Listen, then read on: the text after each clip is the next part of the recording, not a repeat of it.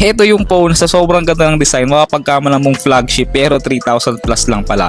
And yes, sa ganyang kamura, pwede na siya sa mga basic games. Plus naka 120Hz of screen refresh rate at meron pang always on display. So ilang araw ka nang gamit to guys, and ang tanong, sa ganyang kamurang presyo, sulit nga ba talaga?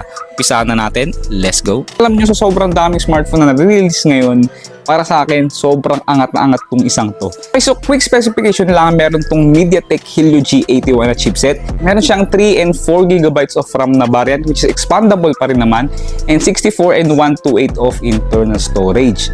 And meron siyang 6.7 inch na IPS LCD display na naka-punch hole na, plus merong 120Hz of screen refresh rate. Plus, pag-uusapan din natin ito mamaya, meron din siyang always on display.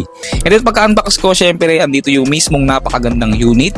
And syempre, kasama dyan yung hard plastic case na in fairness na gustuhan ko. Plus yung warranty, and syempre yung kanyang charging brick at yung kanyang charging cable. Plus syempre, hindi rin mawawala dyan yung kanyang pin ejector. So sa build quality naman ng phone na to, meron siyang plastic back, plastic frame, at glass front. And in fairness, kahit naman plastic back siya guys, ang susyaling tignan ng phone na to. So sa kaliwa, meron siyang dalawang SIM tray at meron pang dedicated micro SD slot.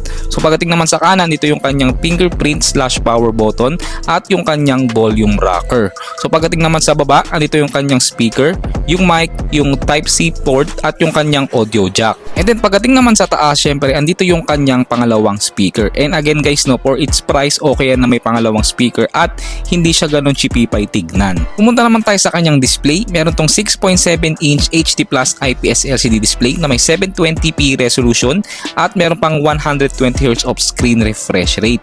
At kita nyo guys, so kahit ganun siya kamurang phone, naka-punch hole na rin siya at meron siyang 120Hz of screen refresh rate. Yun nga lang, naka-widevine L3 lang siya, so hindi tayo makakanood ng mga HD content sa mga streaming platforms. And kung tatanungin guys, no, accurate naman yung mga pinoproduce na color ng smartphone na to at hindi naman patay yung mga kulay. So kung pang YouTube lang, pang entertainment, is pwede na tong phone na to. And nakakatawa rin na kahit yung mga entry level phone ngayon is naka 120Hz of screen refresh rate na. Pero ang kinagulat ko dito guys is kahit naka IPS LCD lang siya, is meron siyang always on display. I'm not sure, or correct me if I'm wrong guys, pero wala pa ako nagamit na phone na naka IPS LCD na may always on display. And pagdating naman sa connectivity, supported ito ng 5 GHz and 2.4 GHz sa Wi-Fi connectivity, and wala naman akong naging problema.